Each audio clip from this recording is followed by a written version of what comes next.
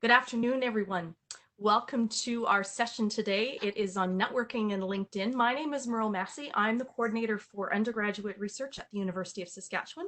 And with us today is Brock, and he is from the Student Employment and Career Center.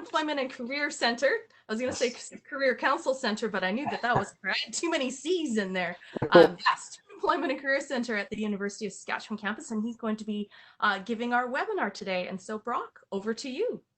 Great. Well, thanks, Merle. As Merle mentioned, my name is Brock. I'm an employment coordinator at the Student Employment and Career Center at the US.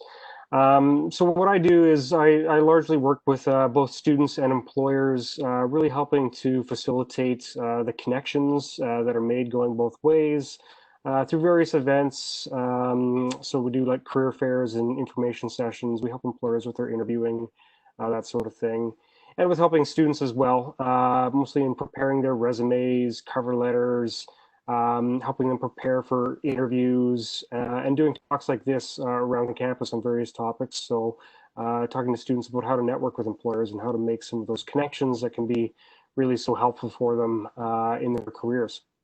And so that's what I'm going to be talking about today is networking, and we're going to get into, how that translates into the virtual realm, really talking about mostly how to make the best use of LinkedIn, because that's really going to be your biggest friend when you're trying to build connections in a virtual world and maintain your contacts with your peers and others. So I'm just going to share my screen here as soon as I can figure out where my keynote is. Hopefully I do this correct. So good, I think. Okay. There we go. Looks good so far. There it is. Perfect. Looks all right? Okay. Yeah, it looks good. So what I'm going to focus on in this presentation is going to talk a little bit about in-person networking and what that looks like, even though I think a lot of people won't necessarily be doing this for a little while anyway, and certainly not this fall. It's still important to talk about it a little bit, as it does play into networking just in general, in virtual networking. On two webinars at the same time because I didn't know that they overlapped. Sorry? It doesn't work. So. Pardon?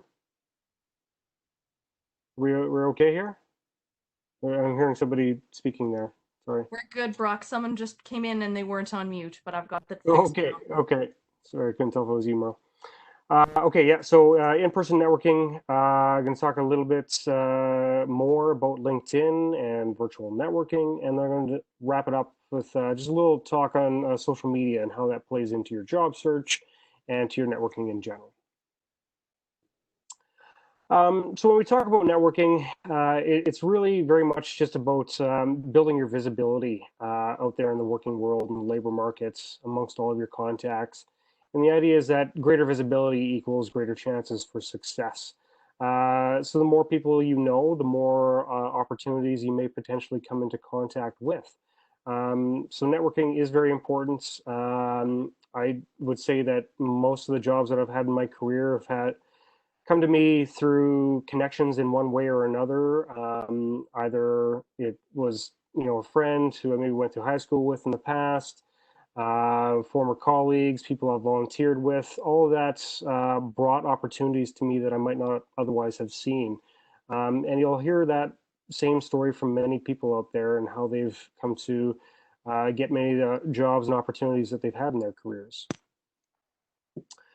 So in going about your networking, it's really important, I think, for everybody to just take a little bit of time to really reflect a bit on who they are, getting to know themselves a little bit more, because that's a really important thing when you're out there having conversations with colleagues, with potential employers, with your professors, with your peers, anybody that you're interacting with, where it might lead into a conversation that impacts your eventual career and your ability to find opportunities. I just find that it's really important to have a good understanding of who you are and what your interests are. So I encourage everybody to be able to answer these questions essentially for themselves. So a question like, why are you studying what you're studying and why? Um, Obviously, it's going to be important not just to be able to talk about what you're studying, but the reasons for having gotten into the program that you're in. What it is about that interests you? What are you passionate about in your work, in your area, your fields? That's really important to be able to articulate, because that passion is going to be one of the most important things that people look to when making hiring decisions. And so it's important that that comes across. What are your career interests? It can be really hard to navigate any kind of a job search if you don't really have a good idea of what you want to do, even broadly. It can be very helpful to help facilitate some of those conversations. So it's important to spend a little bit of time reflecting on that as well. What are a few interesting or relevant things about yourself? So when you're out there having conversations with people you're meeting potentially at events, or when you're having conversations, connecting with somebody on LinkedIn, it can kind of help facilitate that conversation if you're just able to talk about yourself in a little bit more detail. Talk about, you know, some of those things that might be interesting about you, just to help move that conversation along smoothly. And then what brings you to this event and what are you hoping to get out of it? So if you are at networking events, you know, award ceremonies, career fairs, whatever it might be, we're out there interacting with peers and maybe industry representatives and that sort of thing. It's a good idea to be able to articulate, you know, what it is exactly that brought you to that event. What's your interest in this? And again, it really kind of feeds into the whole conversation overall of, you know, what are your passions, and just being able to articulate that really well. So it's important to think about this, to understand yourself, and then to be able to articulate that to anybody that you're having a conversation with. Um, so usually I would do a bit of a, you know, an exercise. If we were all together in a room, I'd get everybody to get up and shake hands and engage in a brief introduction. But I will just talk about what that looks like a little bit, because it is important as well. So simple things like just having a good handshake. So there really is such a thing as a professional handshake. It's kind of this first impression idea, and making a positive first impression. So basically, a good handshake is just like a firm handshake. It's not too long. It's not kind of that floppy handshake sort of thing, or the slimy fish sort of handshake that sometimes you'll see. So it is important to cultivate what would be considered a professional handshake. When you're introducing yourself, just making eye contact, making sure to smile and be genuine. Common sense things, but often networking can make a lot of people very nervous when they're out there meeting new people at different events. And it can be important just to remind yourself to make sure that you're making eye contact with people and smiling and just being yourself. Introducing yourself, really just stating your name. You'll hear the other person, introduce themselves as well. And just as there's a little trick that can be super helpful for you in remembering people, is just to repeat their name back to you, or repeat their name back to you. So saying, hi, so-and-so, nice to meet you. Just that act of repeating their name can really help you log that name of theirs in your memory. Often when you're at an event and meeting with a lot of people, you know, it's very easy to introduce yourself and hear their name and just immediately forget it. So this is just a little tip on how to get better at that. So this is more effective when we can actually practice it in person, but I want you to try to keep those little tips in mind when you're at in-person networking events. So you're at an event, you're having a conversation with somebody, you're wrapping it up. If it's somebody that you feel like you want to really try to maintain, a connection to, a relationship with, it can be helpful to, ask for their business card. It's a way for you to then go and connect by LinkedIn. If they don't have a business card, maybe just really try to remember their name, their first and last name, so you can connect with them later. Wrapping up that conversation, shake their hands again. If you do get a business card, I often recommend to people that, especially if it's a really important connection, to maybe make a couple of notes, maybe on the business cards or on their phone about some of the conversation that you had with that person.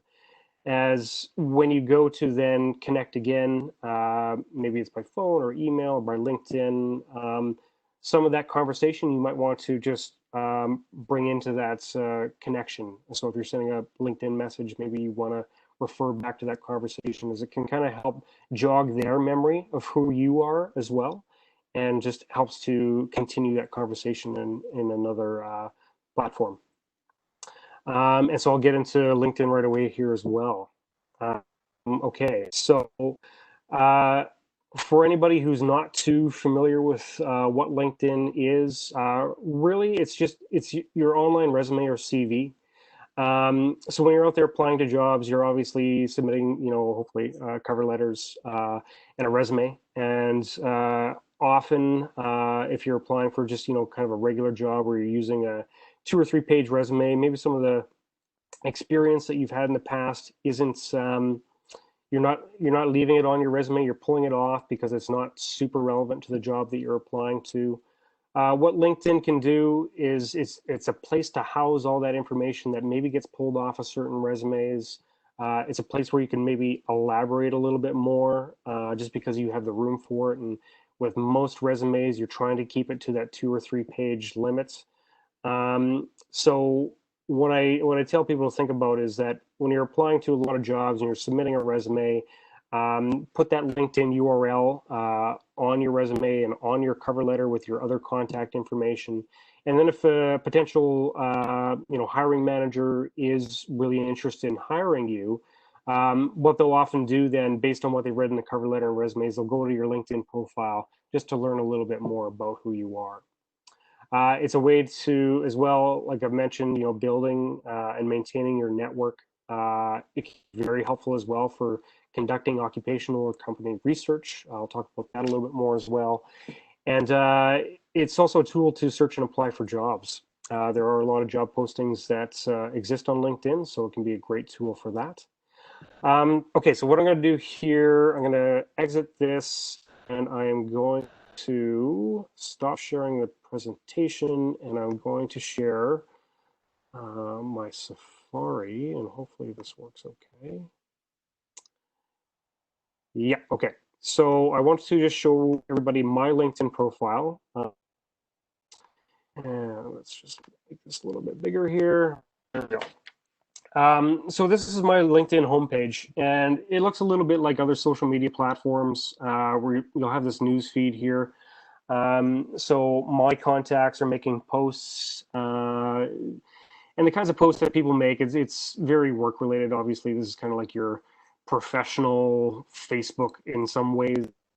So people are making posts commenting about what they're doing in work, their achievements that they've had recently, maybe some of the big projects that they're working on, maybe some events that they've been doing. So all those sorts of things.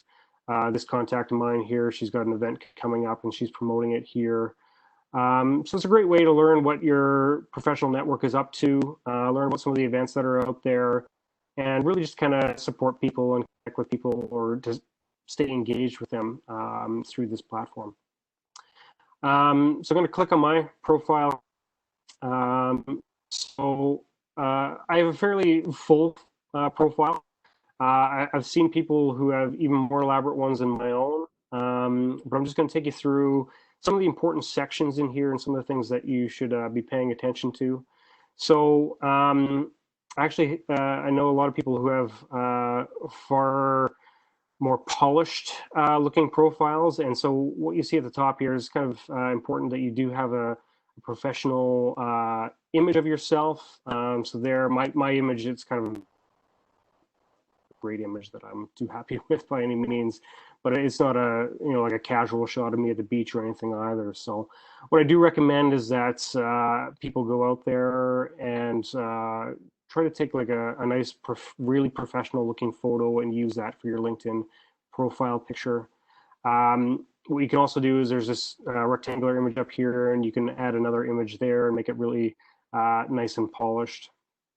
Some of this top information here is just pulling from my profile. So it's pulling some of my education. It's pulling my current job title up here. and where I'm working. Mentions my number of connections that I have so far. And then as we scroll down here, so LinkedIn will give you a lot of prompts to help you to continue to, augment and refine your profile. So it's giving me little boxes here, like strengthen your profile. So as team lead employment coordinators at the University of Saskatchewan, your current position. So little things that really make sure that your profile is being kept current, so that if there are recruiters out there who are kind of just looking through LinkedIn for potential hires, when they come to your profile, hopefully it's going to be very up to date and have all of your current information. So you get lots of little prompts like that when you have a LinkedIn profile. Up here we have the about section, and what I've done here is just a little description of who I am, what my current role is like, what my areas of strength are, and because I'm not currently looking for work elsewhere, it really is just describing my current role mostly. For other people who are in the midst of their job search, this is going to look a little bit different. So it's going to focus more. It's going to look maybe a little bit more like a cover letter, in where you're identifying, perhaps what you're looking for as far as employment, really highlighting perhaps your education and your top skills, maybe some of your most relevant experience. So that's a way of kind of thinking about how to do that if you're in the middle of your job search. It's kind of what we would call networking letter sort of statements, where it's just anybody who's maybe coming to your profile as seeing you as a potential hire, they're getting a brief overview of who you are, basically. And so that's how you'd want to approach that about statement. So scrolling down here, we have an experience section. So I've had 3 jobs at the University of Saskatchewan, so they're all listed here. So team lead at the employment as an employment coordinator at the. Prior to that, I was at Student Central as a Student Central officer, and prior to that, I was a clerical assistant at the prospective Student Services office.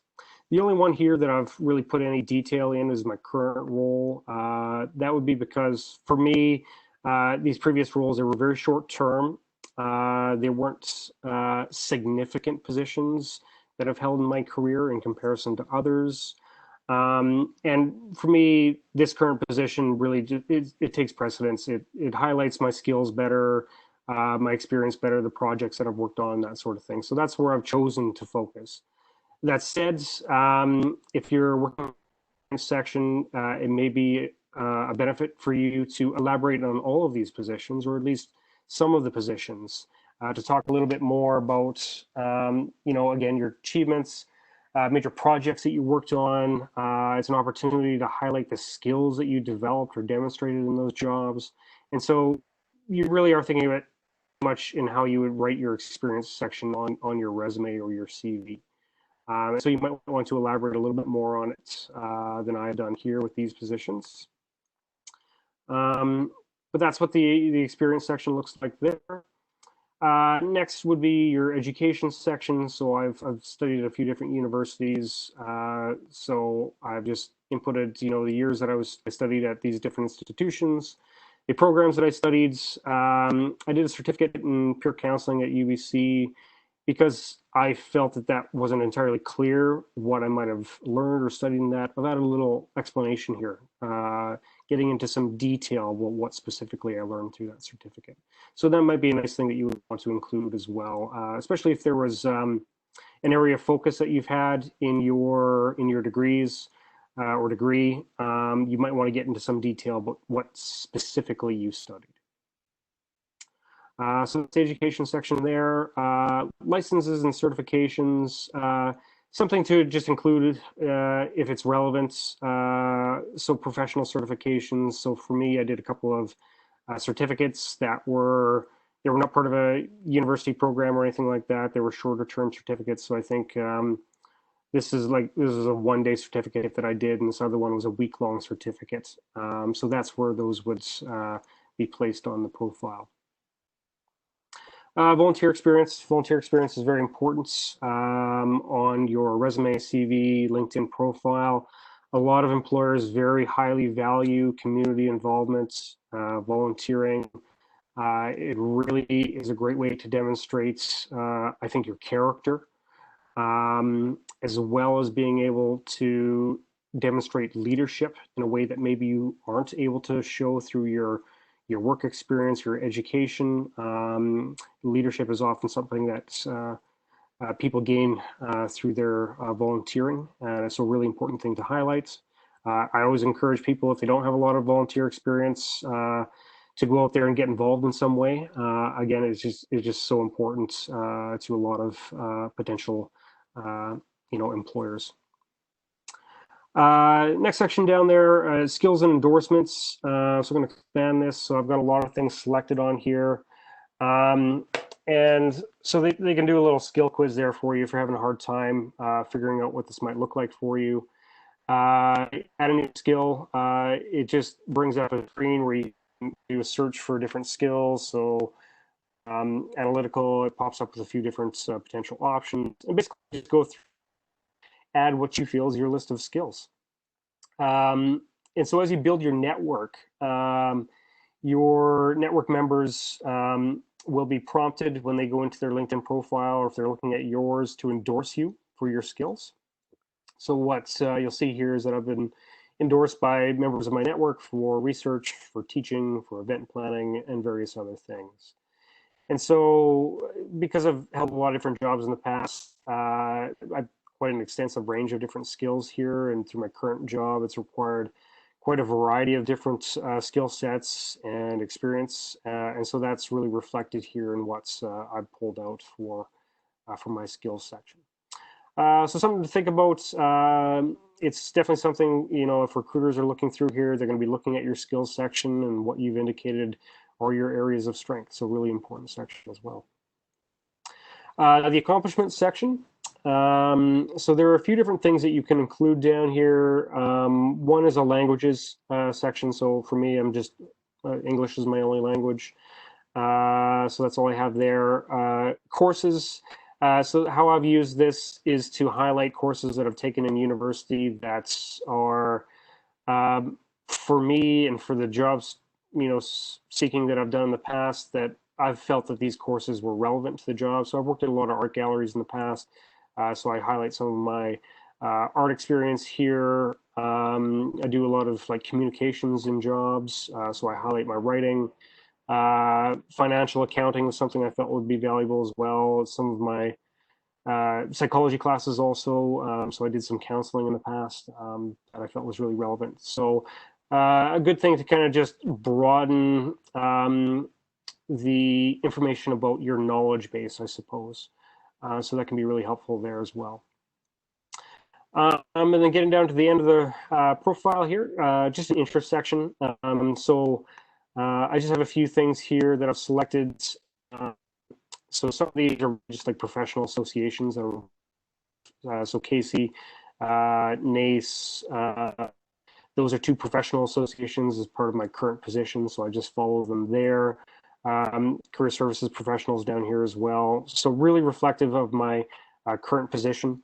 I recommend to people that they kind of do a bit of a searching around on LinkedIn for relevant associations or groups and that sort of thing that are connected to the work that they're interested in or the general field that you're in. And so it just kind of ties you into additional larger networks. And so it can be really important for that. Yeah, so that's the profile on LinkedIn. Again, it looks a lot like a CV or a resume, but just a little bit more information to it. I also want to talk just a little bit here briefly on some of the other features on LinkedIn. So I'm going to click on the My Network up top here. And so this just ties me back to all the people that I'm connected to on LinkedIn. It's the system based on my connections and my interests and my current position. It suggests other people that I might want to connect with as well. So some of these people I work with, so like Tracy Spencer, I work with somewhat regularly. And so you can go through here and it gives you prompts for certain individuals that can help build your network. So really important when you're using LinkedIn to really go about, connecting with people, building up that network. So what I recommend to everybody is, connect with your peers, fellow students, connect with some of your professors, perhaps, connect with former employers, friends, whoever it might be. Just really start building up that network. As you're out at events and meeting people in a professional context, make sure to add them after the facts. Another thing that can be really useful for you here.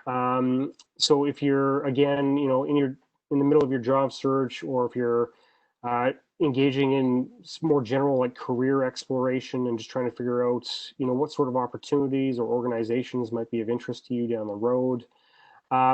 This is a great way to connect with people who are currently working for organizations that are of interest to you, or who are in positions that are similar to the kinds of ones that you might want to ultimately work in. So you can search by organizations, you can search by position types. There's a number of different ways to find people.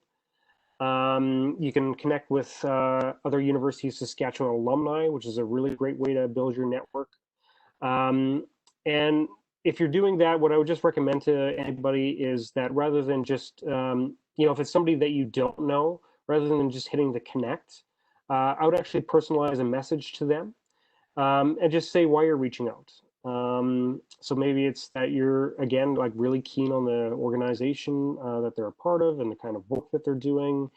And so for that reason, you're looking to connect with them and maybe have a conversation with them as well. So we would call that informational interviewing.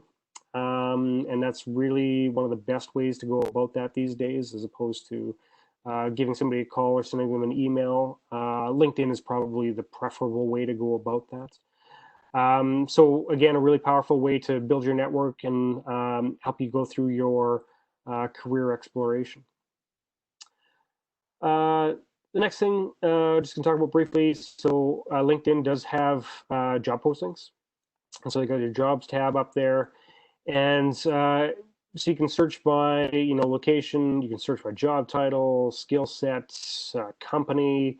It gives me a couple of suggested job searches down here based on my current position. So I can, let's see here, I can click like team lead coordinator, and it just pops up with a bunch of job postings that I can peruse, and I can refine that based on location and that sort of thing. And so it can be a really powerful tool to aid you in your job search as well. Okay, so I think that's all I really need to point out with LinkedIn. It's not too complex to get started there, but it's a really powerful and important tool to use in your career. Maybe the one last thing I will just point out here. So again, I mentioned that you should include your LinkedIn URL with your resume and your cover letter.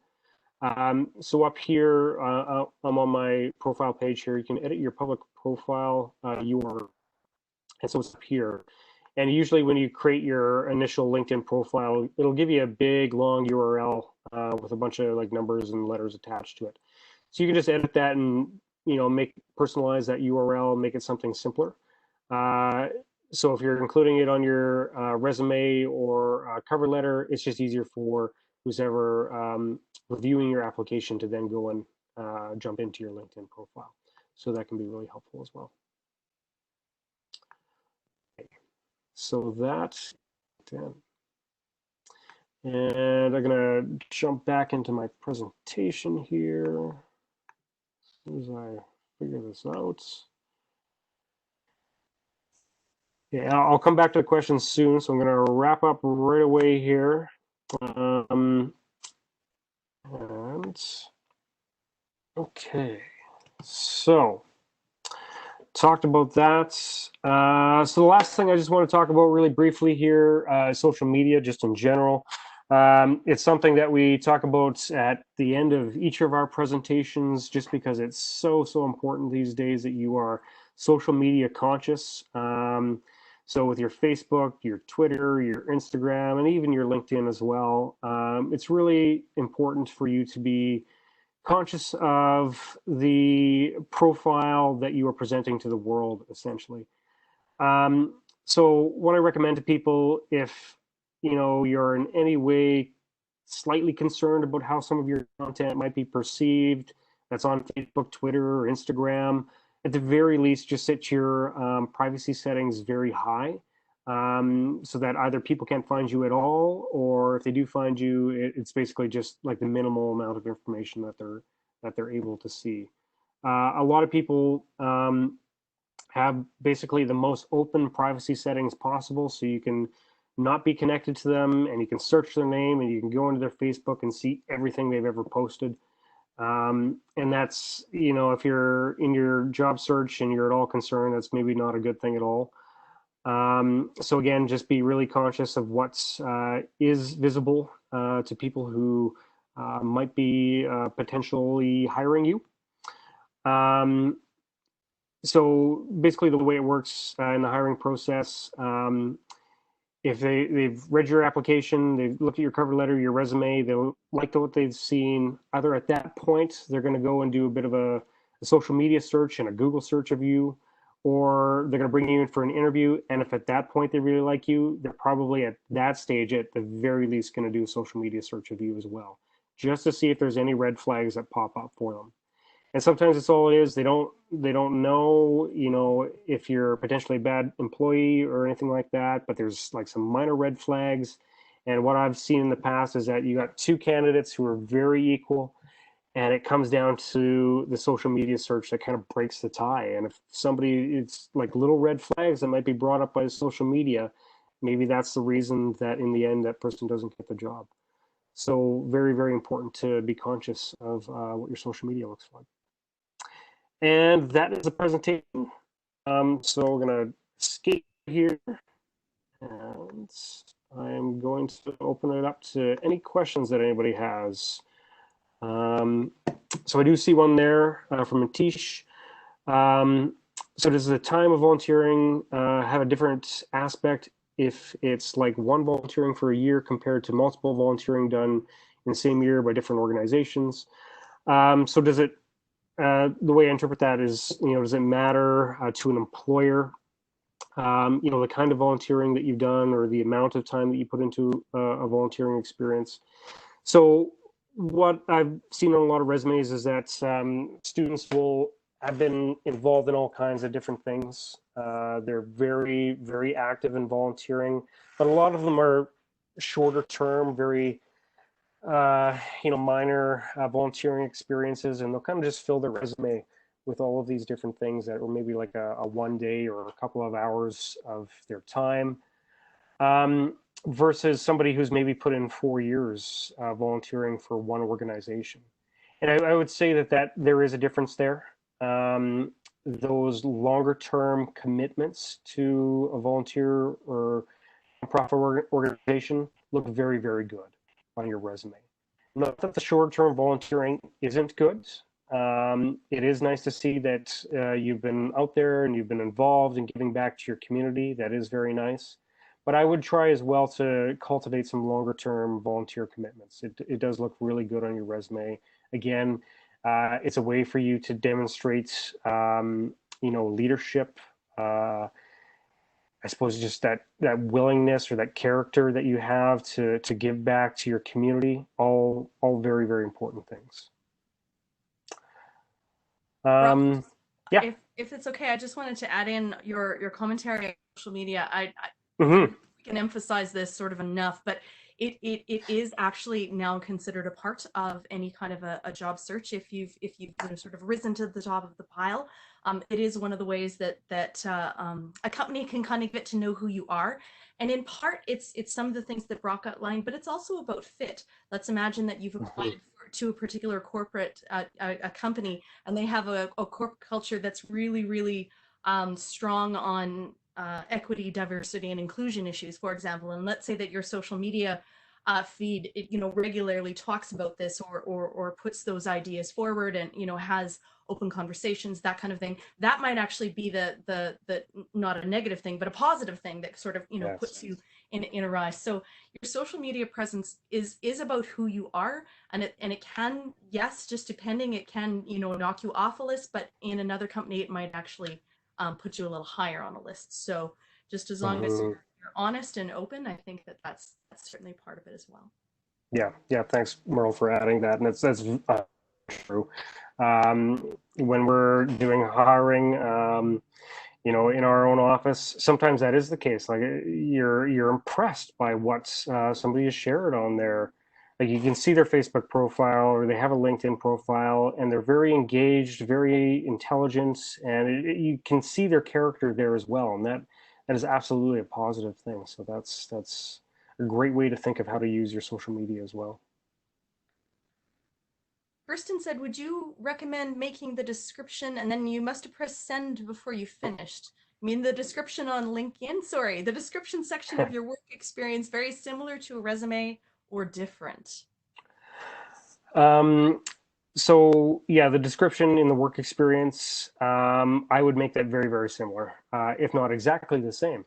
So on your resume, what I always encourage people to do when they are talking about their work experience, so in the bullet points that they include beneath that experience, hopefully what you're doing is you're really focusing on the skills that you've developed or demonstrated in that position, some of the achievements that you've had, some of the major projects that you've worked on, as opposed to just a generic listing of duties or tasks that maybe don't tell anybody all that much about you and your ability. And so you want to approach your LinkedIn profile in the exact same way. So really focusing on that more important information about your skill sets and what you're capable of doing and what you have done. That's really telling that story of your ability.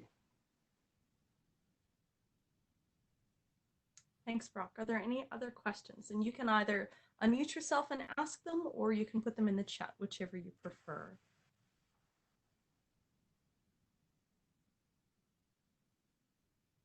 Brock, how active are you on LinkedIn? Do you find that it's just sort of, it acts more or less as your sort of public web page, or is this a really good space to be very active and to engage? How would you recommend? I mean, there's so many social media options out there these days. Where does Yeah. LinkedIn fit? Yeah. It really depends on the person. So for me, I'm not super active on there. I always make sure that my profile is very current. But I'm not one of those people who's going on and doing a lot of posts about, events that I'm doing, or projects, things like that. But a lot of the people that I work with here on campus, they're very, very active on LinkedIn. So when we were scrolling through my feed there, those were primarily campus people who are just posting interesting articles, again, events that they're working on, major projects. I had a post on there that shared with a colleague. We did a Be Well podcast on campus here, and so that was shared on there. That was promoted, the Be Well podcast that we did about employment and career search. So yeah, it's a great way to really see what everybody that in your network is up to, and to stay current with some of the issues in your fields. It's a great source of information for that reason.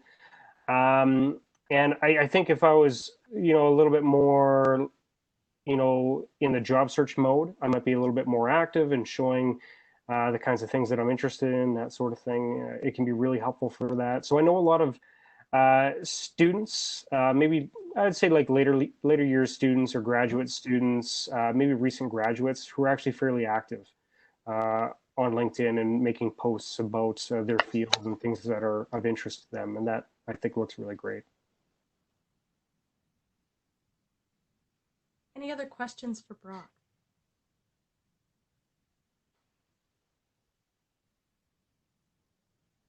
That was wonderful and much appreciated. It has actually driven me to go back into my own LinkedIn, make sure that mine's up to date as well.